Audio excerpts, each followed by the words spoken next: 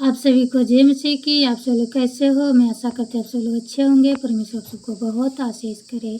आइए आज पवित्र वचन हम पढ़ेंगे। प्रकाशित वाक्य 21 अध्याय को पढ़ेंगे। इस वचन को हम देखेंगे, नया आकाश और नई पृथ्वी। फिर मैंने नए आकाश और नई पृथ्वी को देखा, क्योंकि पहला आकाश और पहली पृथ्वी जाती रही थी और समुद्र भी न रहा। फिर मैंने पवित्र नगर नए यरूशलेम को स्वर्ग से परमेश्वर के पास से उतरते देखा। वह उस दुल्हन के समान थी जो अपने पति के लिए श्रृंगार किए हो। फिर मैंने सिंहासन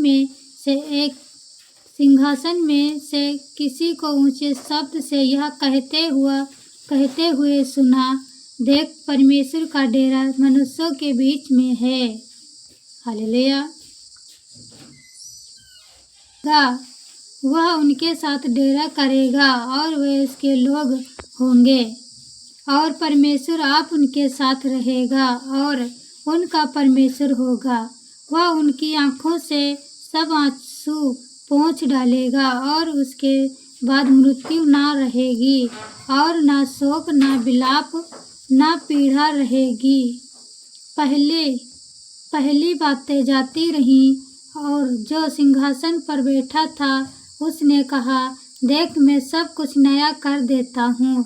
फिर उसने कहा, लिख ले, क्योंकि ये वचन विश्वास के योग्य और सत्य हैं। हालेलुया। फिर उसने मुझसे कहा, ये बातें पूरी हो गई हैं। मैं अल्फा और ओमेगा, आदि और अंत हूँ। मैं प्यासे को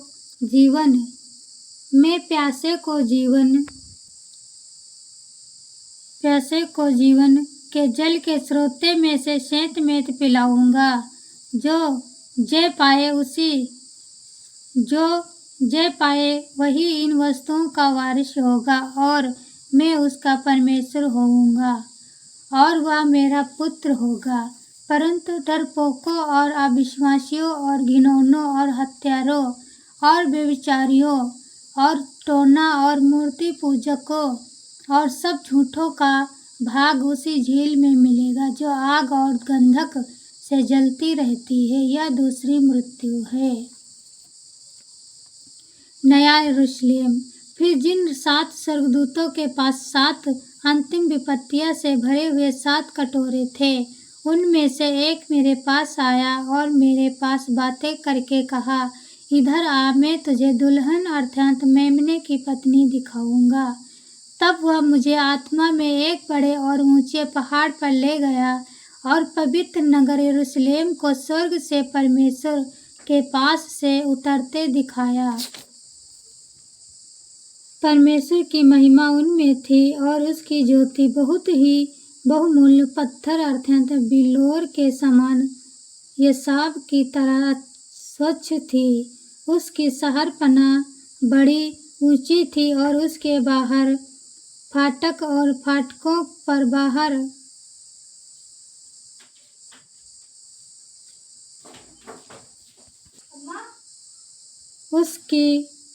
उसकी शहरपना बड़ी ऊंची थी और उसके 12 फाटक और फाटकों पर 12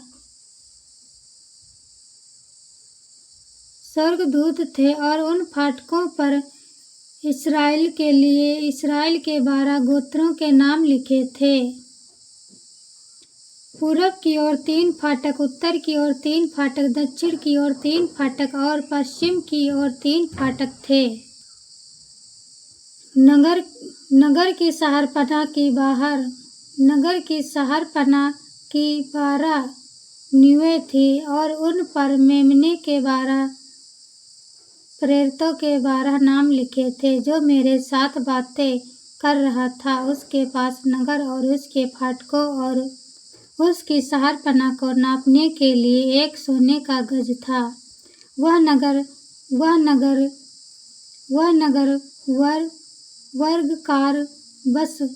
वर्गाकार बसा हुआ था और उसकी लंबाई चौड़ाई के बराबर थी, और उसने उस गज से नगर को नापा तो 750 कोस का निकला, उसकी लंबाई और चौड़ाई और ऊंचाई बराबर थी। शहरपन्ना को मनुष्य के अर्थात स्वर्गदूत के नाप से नापा तो 144 हाथ निकली।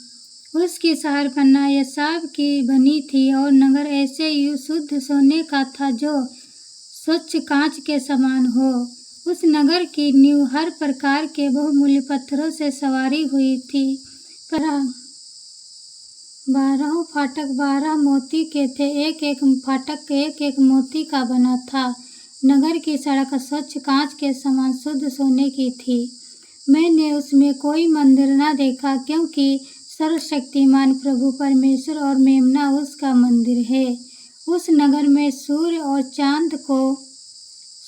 चांद के उजियाले की आवश्यकता नहीं, क्योंकि परमेश्वर के तेज से उसमें उजियाला हो रहा है और मेमना उसका दीपक है। जाति जाति के लोग उसकी ज्योति में चले फिरेंगे और पृथ्वी के राजा अपने अपने तेज का सामना उसमें लाएंगे। जाति जाति के लोग उसकी ज्योति में चले फिरेंगे और पृथ्वी के राजा अपने अपने तेज का सामान उसमें लाएंगे।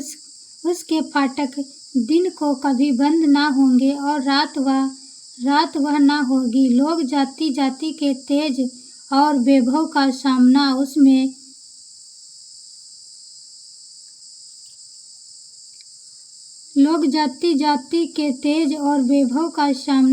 उसमें लगाएंगे, परंतु उसमें कोई अपवित्र वस्त्र या घृणित काम करने वाला या झूठ का गढ़ने वाला किसी रीति से प्रवेश न करेगा, परंतु केवल वह लोग जिनके नाम मेमने के जीवन की पुस्तक में लिखे हैं। आमीन। हालेलुया। हे मेरे प्यारे भाई बहनों, आप लोग इस वचन को ध्यान से पढ़ना। परमेश्वर आप सबको बहुत आशीष करेगा। आप लोग इस वचन को पूरा पढ़ना। परमेश्वर आपकी सहायता मदद करेगा और आपकी रक्षा करेगा। आपको परमेश्वर नया बना देगा। आपके जीवन में जो भी पुरानी बातें हैं, जो भी हैं, सब परमेश्वर दूर कर देगा। आपको परमेश्वर नए पृथ्वी, नए आकाश के तरह बना देगा। जब हम परमेश्वर के पास आते हैं तो सच में परमेश्वर के पास हम नए हो जाते हैं, क्योंकि परमेश्वर हमारा सब कुछ बनाने वाला है, नया करने वाला है। हालेलुया।